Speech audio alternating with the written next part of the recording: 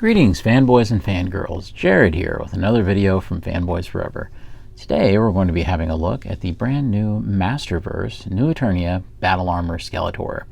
Now it's been forever and ever since we got the New Eternia Battle Armor He-Man way back in the day, but now they have finally followed that up with their own version of Skeletor from this alternate continuity in his battle armor. Of course, Battle Armor Skeletor is not a new concept. It certainly dates back all the way to the original line, and it was a companion piece for Battle Armor He-Man. Of course, what you're seeing here is a dramatically new take on the character that definitely ends up kind of modernizing some of the aesthetic of that original. But before we begin, if you're new here and you haven't subscribed yet, please do so. I would really appreciate it, and it really helps my channel out. Also, be sure to hit the like button if you enjoyed this content. Be sure to comment at the end letting me know what you think about this guy and if you're going to pick him up. Alright, with all that out of the way, let's begin. So looking at our packaging here, of course the Masterverse packaging never really disappoints.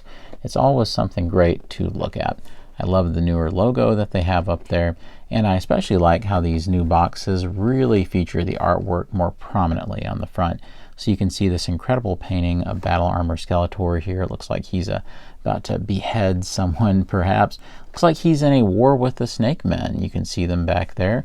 And you can even see the New Eternia Evil Lyn, which is a figure I'm really looking forward to.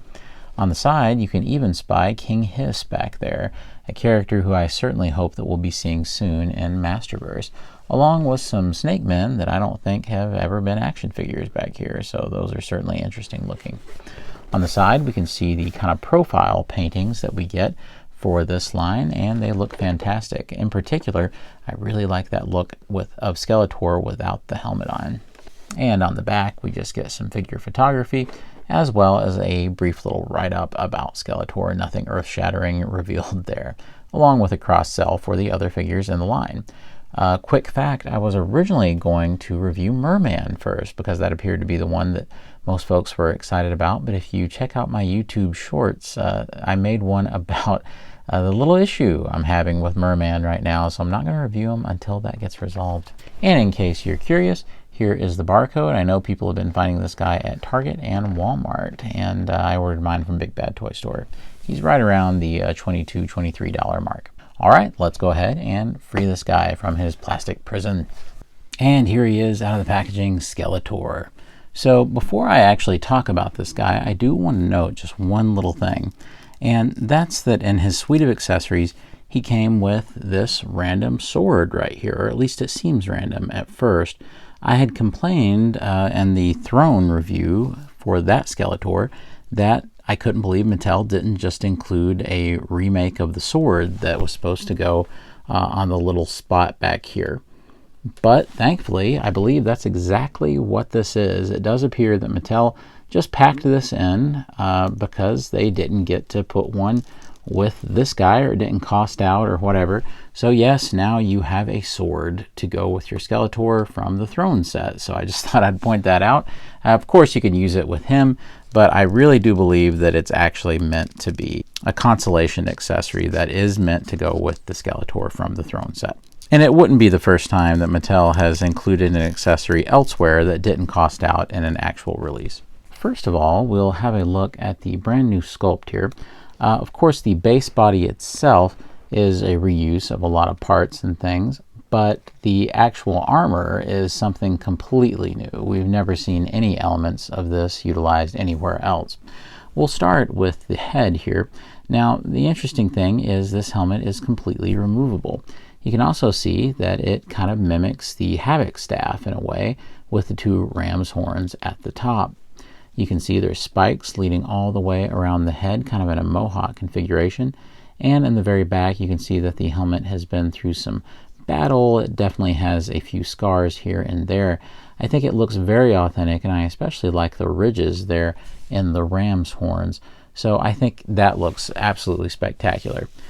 So the great thing is this is removable, and we can take this off. This actually does remind me of the Panther helmet that the Horsemen came up with for Masters of the Universe Classics.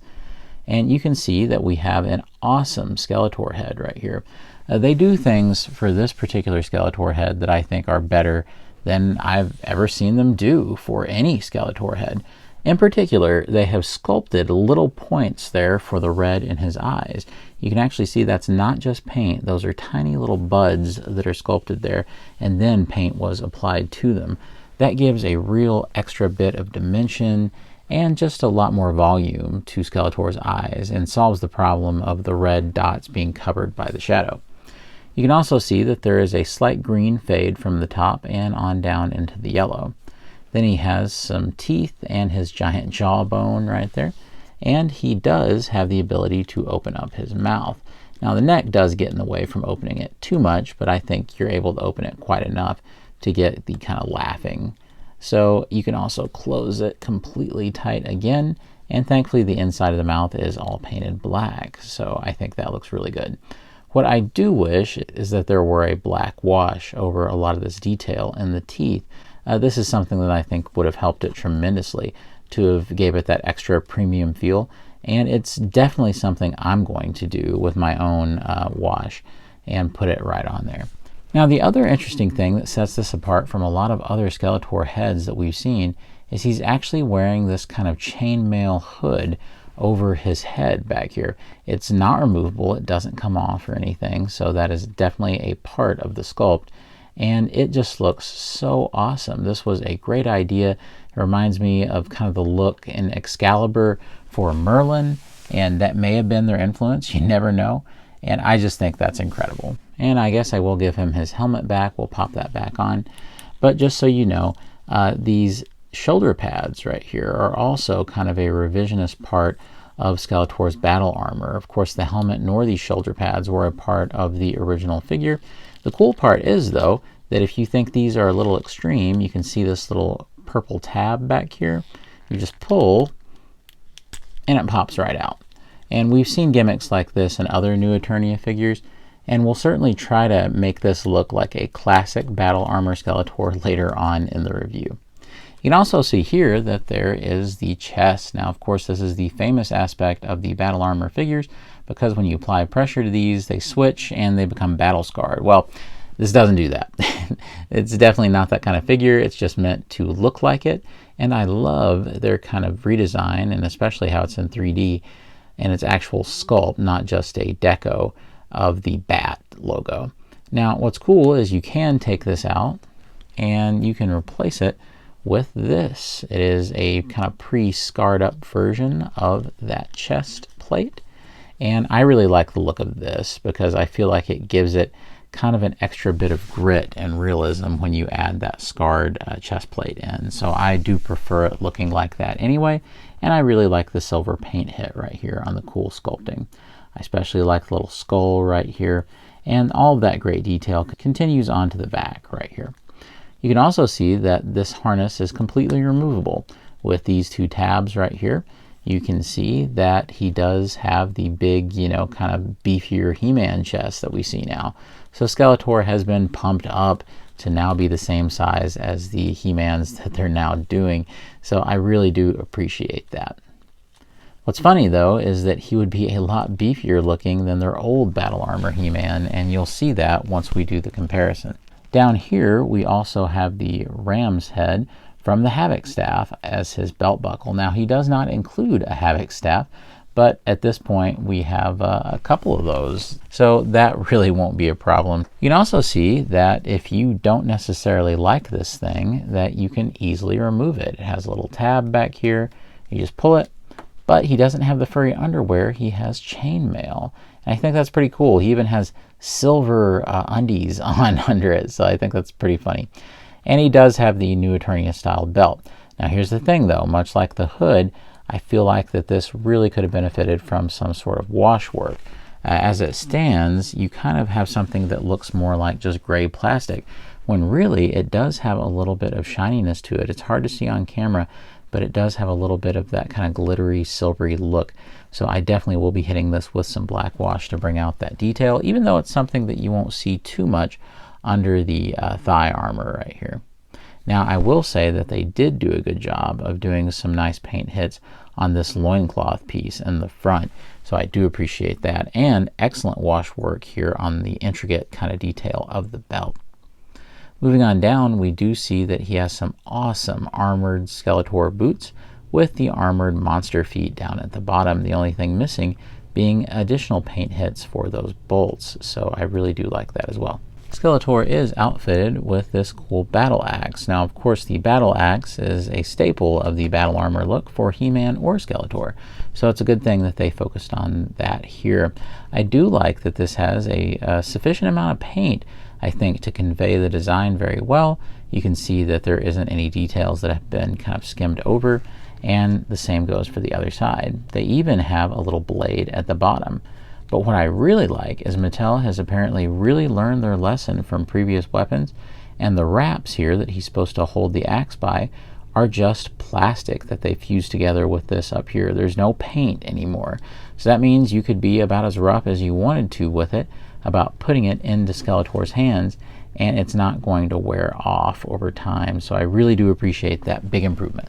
It's certainly fun to see how classic we can make this guy look, because I know that there's going to be some folks that don't care for, you know, these new Eternia design cues. I love them personally, and I don't want them to look more like the original. I want them to look like this. But if you really want it, let's try to make them like the original figure. First of all, we'll get rid of those awesome shoulder pads, and we'll get rid of the helmet right here. We'll get rid of his armor on the sides, and without anything additional, this is about as close as you can get unless you're adding other parts, which we will in a moment. He definitely looks incomplete like this, so I'm not sure if this would be satisfactory for many folks. However, there are some things you can do. With the Skeletor, the Alcala Skeletor that came with the throne, his hood is rubbery and removable. So all you have to do is pop that Alfredo Alcala head out, and you have a hood to work with. And from there, all you have to do is insert the new head. And it looks like it's going to be kind of a tight fit, so I may have to do it this way, kind of put the chin in first, and yeah, and then kind of back it in. And you want to definitely make sure the mouth is closed, and voila, you can still see the chainmail hood there, but he does have a classic Skeletor hood now. And there we go, there's something a little more classic. To me, I feel like he really does need this loincloth piece on though, because without it, he really does look pretty incomplete. And I think that looks pretty good. But I prefer, you know, what the actual helmet, the battle helmet that they gave us. So to me, it's not very important to make him look more classic, but I was just showing you some options if you really wanted to. I suppose if you really wanted to solve the kind of loincloth armor situation, you could always take the armor piece right here that came on the 40th anniversary Skeletor, which is getting a re-release of sorts with a different, more detailed head sculpt. Since the belt is adjustable on the back of it, it should be pretty easy to have a good fit. And there you go, he actually looks pretty decent this way as well. And you could always put on that 40th anniversary Skeletor head to make him look even more classic. And while we're trying other heads, don't forget the original New Eternia Skeletor head. It looks kind of undersized for this body. And don't forget, he came with kind of the prototype style head right there, and that one actually looks fairly decent because the armor seems to kind of match. And if you just want to use the Alfredo Alcala head that came with the throne, you can totally do that as well. And just a very brief rundown of articulation. The head is able to turn all the way around. It does have a pretty decent up and down movement. Like I shown earlier, you can open Skeletor's mouth. Down here at the shoulders, these do flex up and down on the shoulder pads, so that helps a little bit. You can't really raise it too much more than this though, because if you do, the shoulder pads get in the way. Of course, the shoulder pads are removable, so it's probably about that high is what you can do. As you can see, it is pretty easy to jostle the helmet loose, so that's unfortunate. It does have a rotation. There is a nice double joint at the elbow. There is a hinge at the wrist, and there's a rotation there as well. You'll find that this chest armor kind of freezes up most of the articulation in the diaphragm, so it's almost like he doesn't have any. So that's unfortunate, but it was a sacrifice for the nice aesthetic there. He does have a rotation at the waist. They did retain the drop-down hips that we've been seeing in pretty much all new Masterverse figures. So that really helps, because once you pull that hip down, that means you can get a really nice kick. They also have a very malleable kind of rubber in there for the chainmail, and the same with these, because as long as you do the drop-down hips, you can actually get a fairly decent range of splits, probably even more than this, but you certainly wouldn't need any more than that, I don't think. There is a rotation at the upper thigh. There is a double joint at both legs. There is a rotation at the boot. There is a hinge up and down at the foot, and there's ankle rocker pivot. So you can get something fairly wide, and that shouldn't be of any concern. And there we go, it's just one example of the wide poses you can get. And here he is, Battle Armor Skeletor, setting atop the bone throne. And I actually think this looks really great. As a matter of fact, it almost seems to scale better than the other Skeletor did that came with the throne.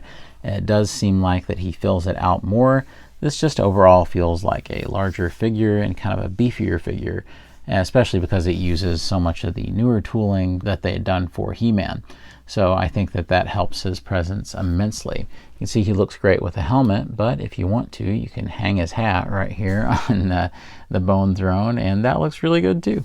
It is worth noting that even though he did include that extra sword, I don't believe he included any extra hands, so that's kind of unfortunate in case you wanted some fisted hands. So what can I say about this guy in the end? He's definitely a recommended pickup.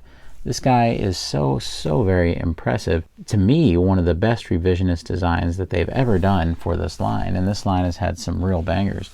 But usually the ones that I think have been really successful with fans and all that are the ones that didn't really stray that far, didn't take many chances. Whereas I think that here, their reinterpretation of the battle armor does indeed take a few chances. And I think that all the swings are big hits. I liked everything that they did, whether it was the helmet or the big shoulder pads or the brand new loincloth and armor. I think all of that looks really good.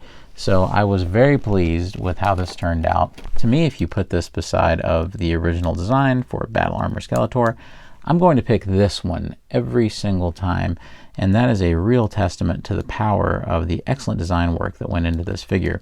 I would say you'd be hard-pressed to find any Masterverse figure that looks quite as good just on aesthetics alone as this one. So this really is a high watermark for them, and I absolutely recommend that you pick it up. It's also really humbling to think about just how far they've come since the original New Eternia Battle Armor He-Man.